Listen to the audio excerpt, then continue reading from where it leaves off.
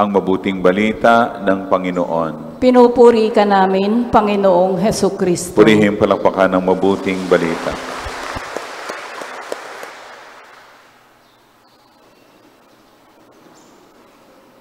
Narinig naman natin ang talinghaga, malinaw, kung pinakinggan natin, mga nagsisimba, huwag magkwentuhan, lalo na yung nasa taas.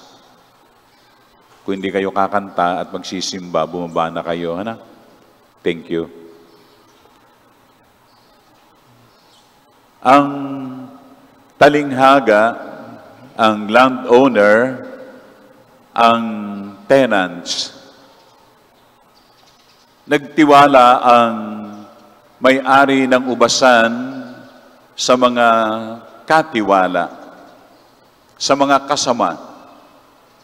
At sa pagtitiwala na ibinigay, ay sapat-sapat upang sila'y maging mabunga at ibabalik ang bahagi ng may-ari ng ubasan, yung parte ng may-ari ng ubasan. Napakaganda na pagnilayan po natin ito. Ang kausap ni Jesus sa mga nagdaang linggo, ang mga punong saserdote, ang mga matatanda ng bayan, yung matitigas ang ulo, yung mga pasaway, yung mga sobrang bilib sa sarili, mga self-righteous. At iyon mismo yung tinukoy ni Jesus sa kanila. Naunawaan ba ninyo ito? Kaya ibinalik na ang tanong ay ibinalik sa kanila.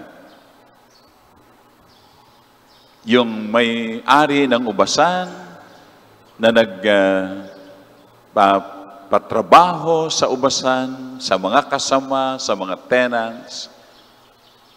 Makita natin, ano ba ibig sabihin ang tinutukoy dito sa ating ebanghelyo? Ang disappointment ng Diyos. Ang Diyos na nasisiphayo at nalulungkot doon sa mga katiwala, sa mga kasama.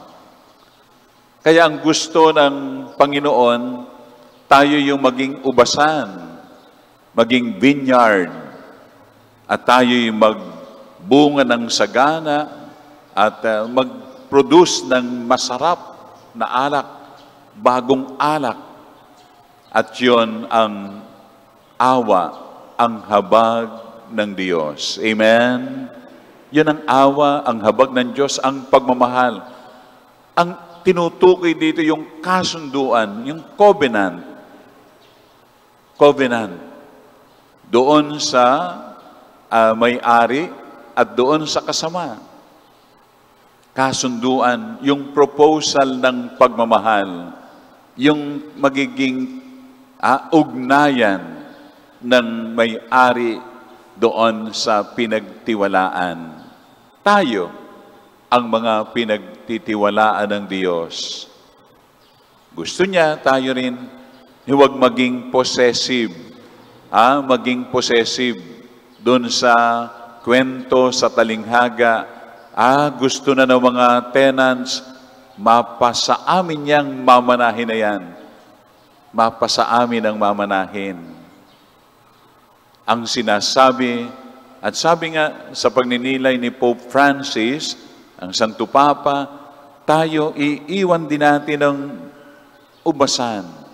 Ibabahagi natin ito ng lahat ay sumagana at magkaroon ng magandang kaugnayan sa isa't isa at kaugnayan sa Diyos. Amen?